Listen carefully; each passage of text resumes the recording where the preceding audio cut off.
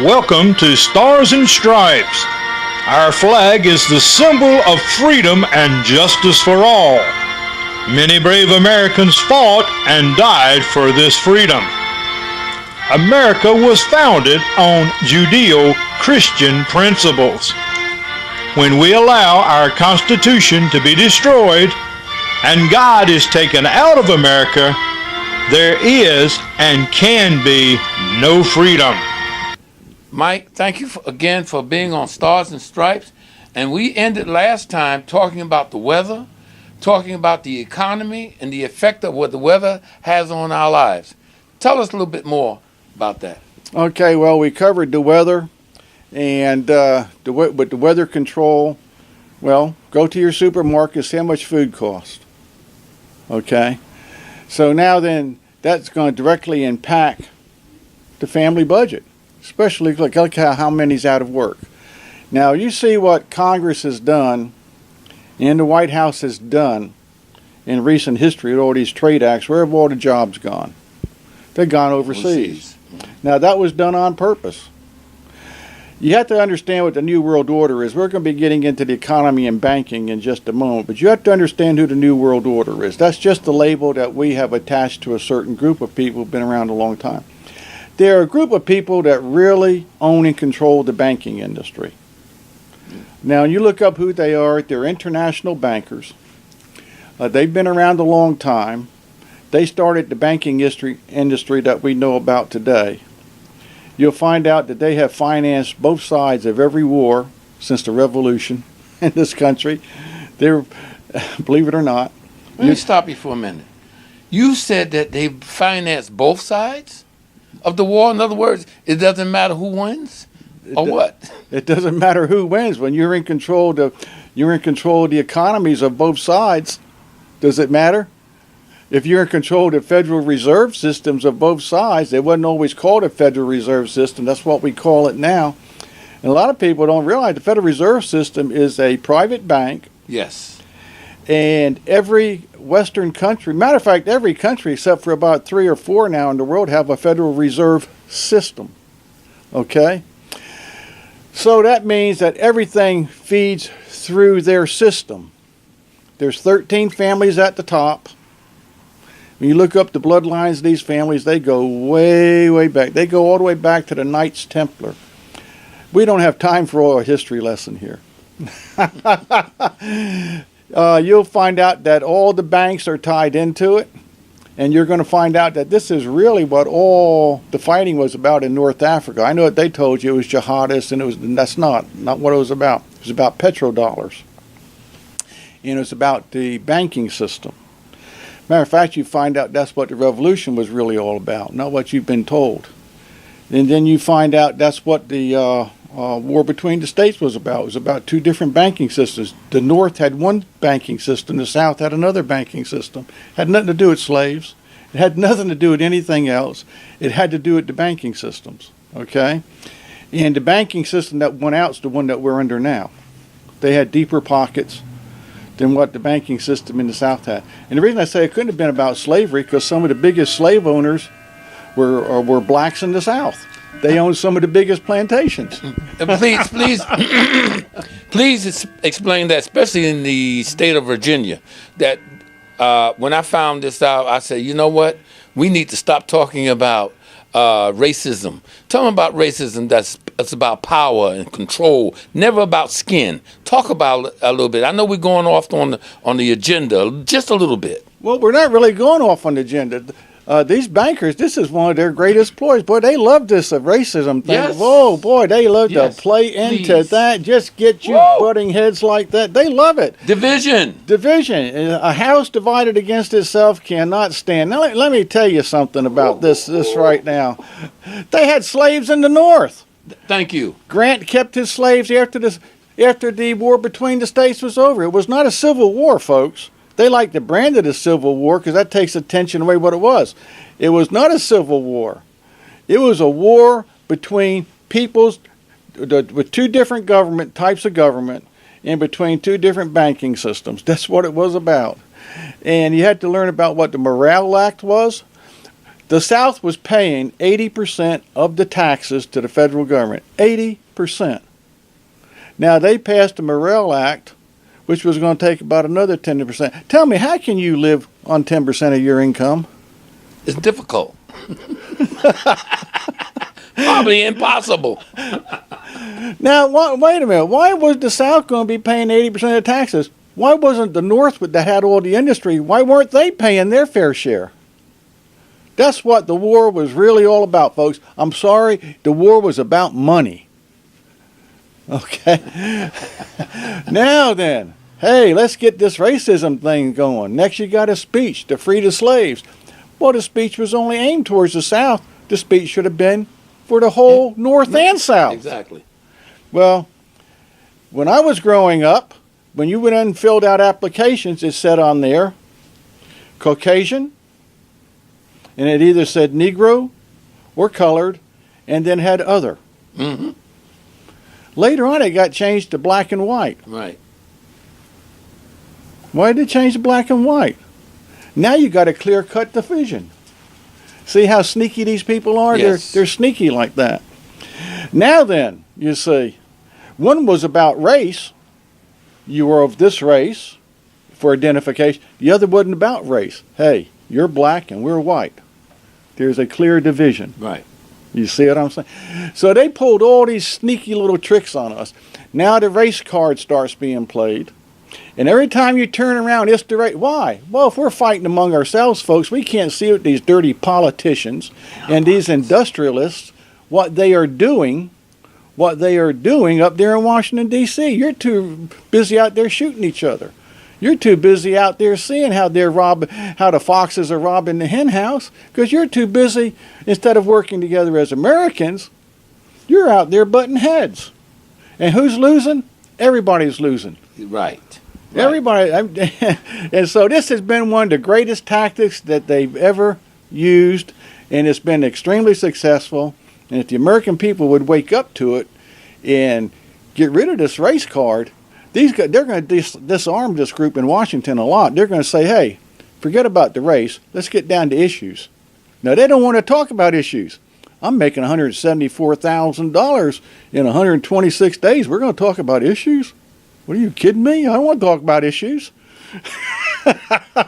We got a good thing. We want to keep it going. We do not want to address the issues. If the people are asleep, don't wake them up. That's right. Don't wake up those people out there, man. They're deaf, dumb, and stupid. Let's keep them that way.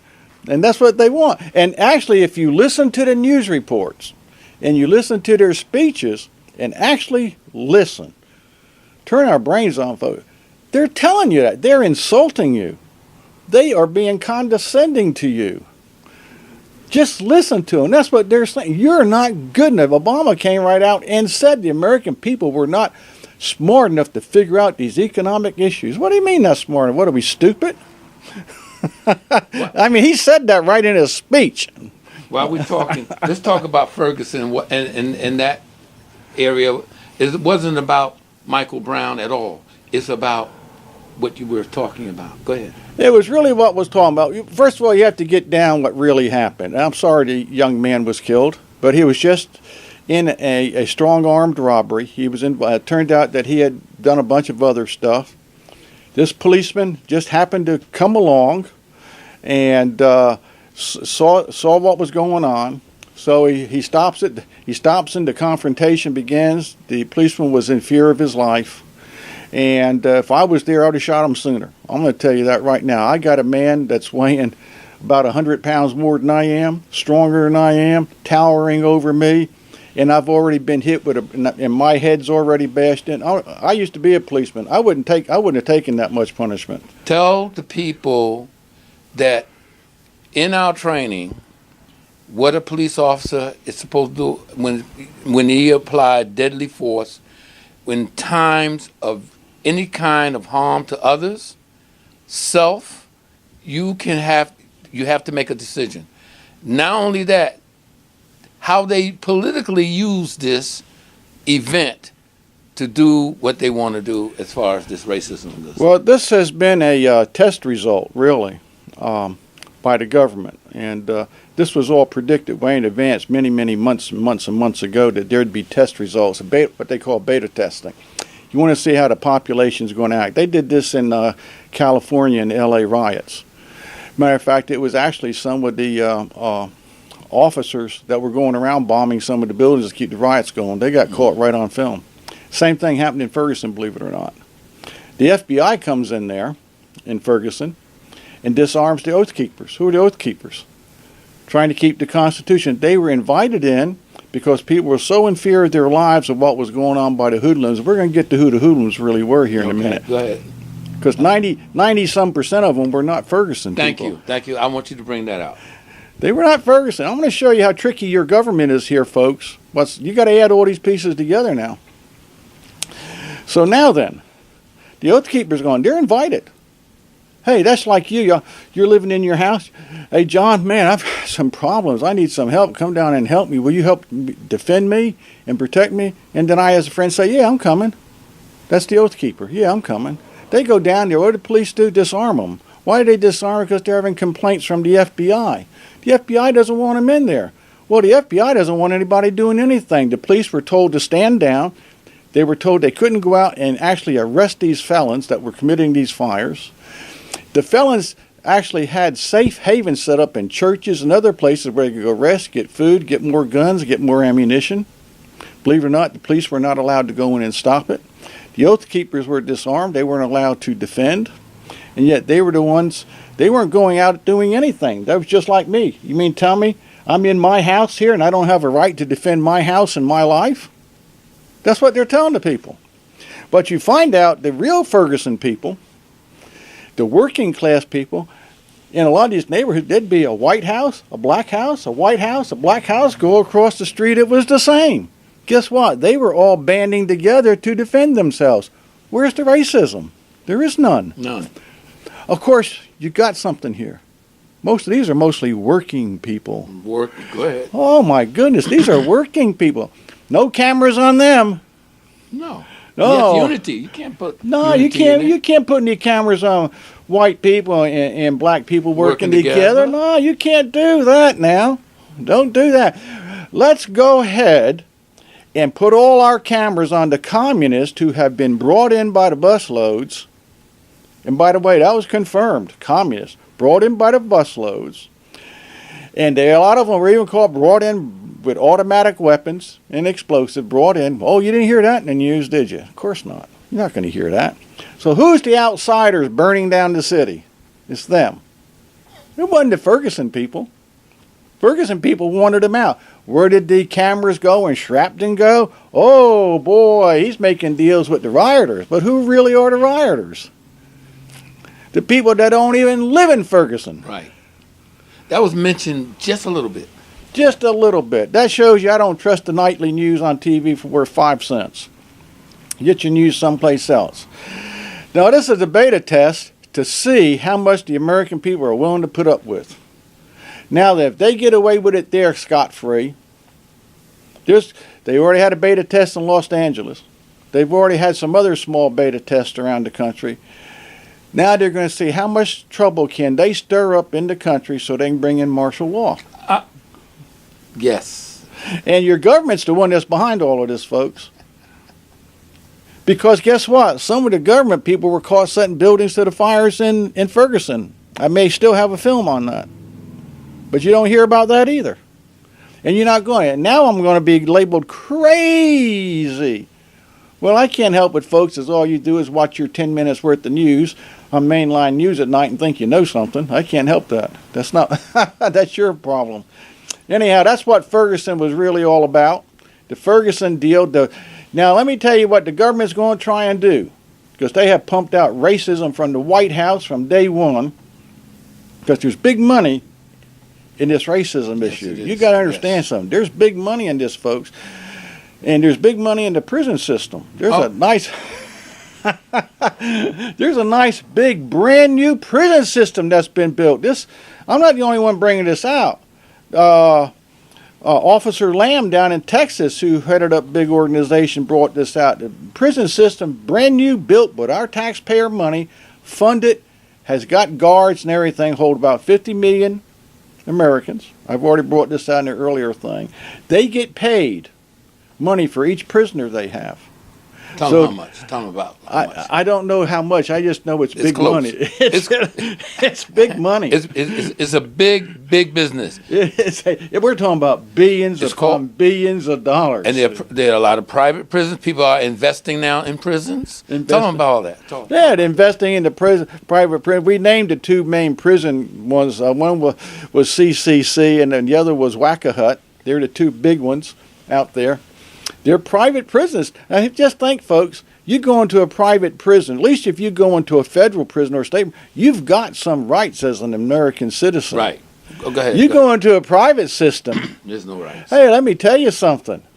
You're now under a whole new set of books. And the government is paying these people to big money to have this private system. So the more unrest there is in the United States, the more people that go into the prison system. And when you get out of the prison system, are you really out of the prison? No. Oh, no. You got a permanent felony charge on the book somewhere. You're reporting to somebody. So the money just keeps rolling, and the control over your life is total. Total. Because you can't get rid of that felon, because once you're a felon, you can't get the jobs. And you'll wear that anchor around you for the rest of your life. Oh, you was in prison? You a felon? Well, I don't care how good your skill is, you got to take minimum wage. Yeah, so that's what's going on. Now then, the enslavement of the American people, let me say enslavement because you're enslaved right now. You better think about it. You better think about how you're enslaved. Tell me something that you can do without a license. Tell me what business you can stay in without the permission of the state. Just tell me one. I don't know of one. When I was in business, I had to have so many licenses. It was costing me thousands upon thousands of dollars a year for all the different licenses I had to keep. Not only that, but now the state's you got to go to classes every year for every license. Well, that's more thousands of dollars to go hear the same junk that I had just heard the year before, and the same junk the year before, and the same stuff. Don't learn anything new, but if you don't go and pay the state to take those classes, you don't have a business. You're out of business. Everywhere you turn, the state has got their hands in your pocket. Now then, but they're still not satisfied with control of you. Now they're going to use a dirty trick through the banking industry.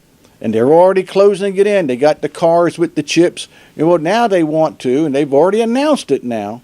I mean, this has been on mainline news, so please don't tell me you're ignorant of this, folks.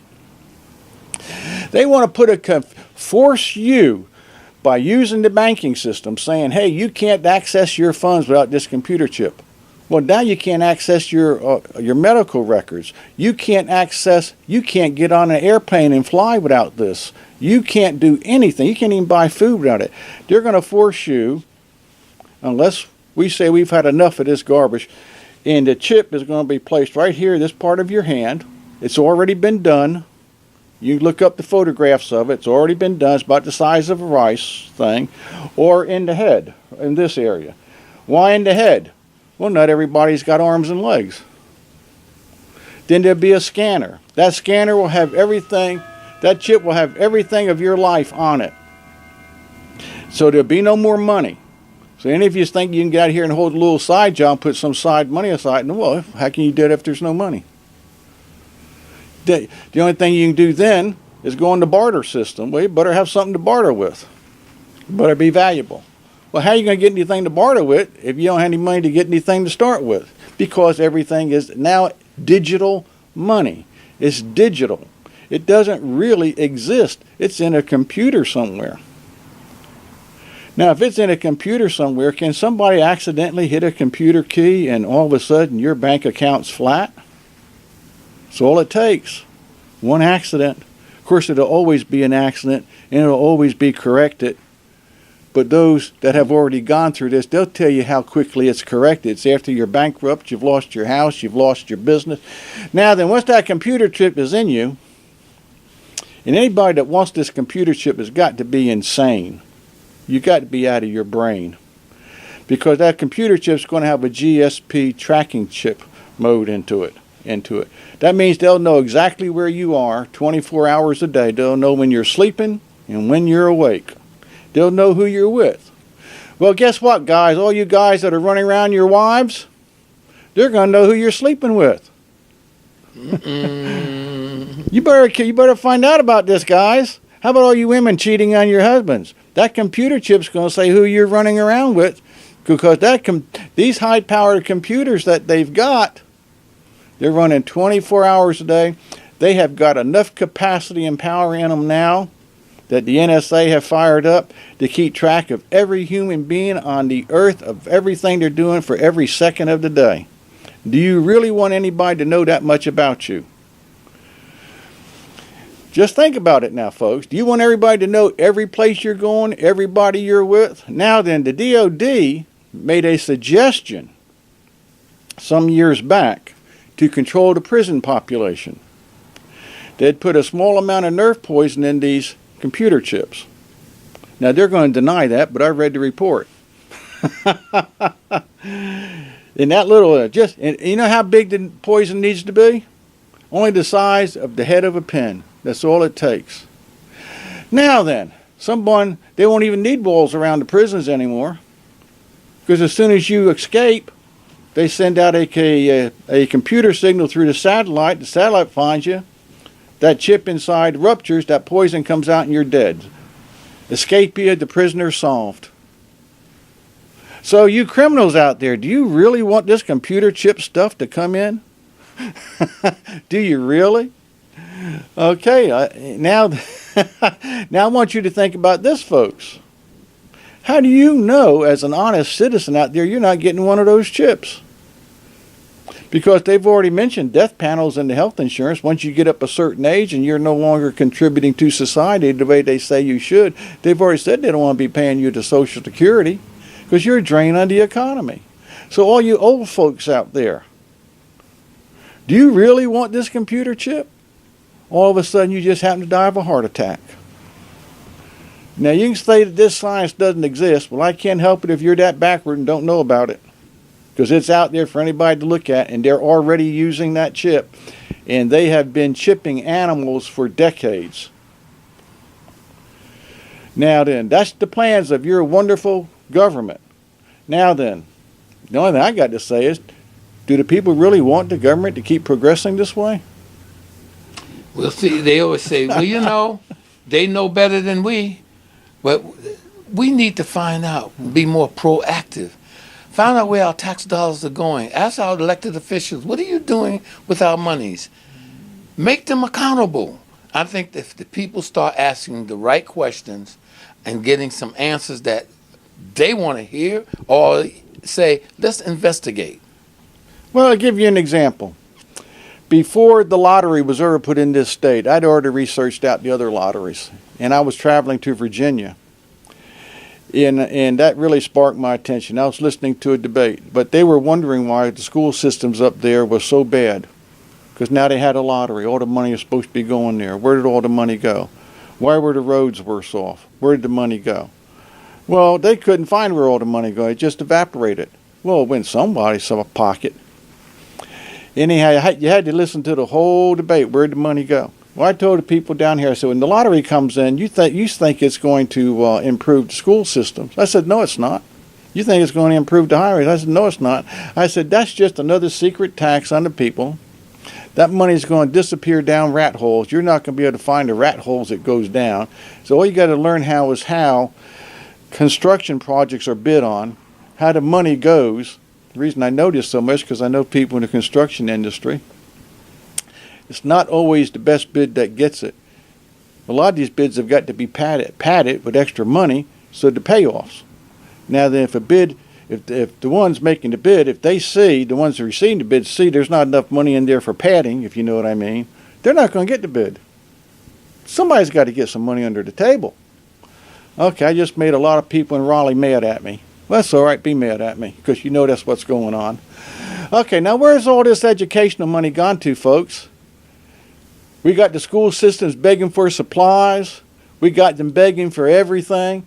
the education, where is the scholastic aptitude of the children? Is it up here? Or is it down here? Where is it? You keep saying we're going to throw more money at it. Well, when I was in school, we had one teacher with a class size of 30 to 36. No teacher's help, no anything. And they were coming out as scholars. Nowadays, you're throwing all these billions out, and you got kids coming out that can't even read, can't even write, can't even add numbers together. So tell me something. What are you doing with all the money up there in Raleigh? I'll tell you what you've done. You, through fancy bookkeeping, you have found a way to divert a lot of money. It's all disappearing. Are the highways that much better? I don't think so. Is the school system that much better? No. What have you done with all those hundreds of millions? Oh, I know what you say on TV, and you'll break out a set of books. And it's spent. Well, obviously, it's not really spent where it's supposed to be, because you can't find it in the school system. So whose pockets are lined? Through your fancy bookkeeping. What have you got out there? You got $600 and $1,000 toilets? $1,000 hammers like the Air Force and the military way back then?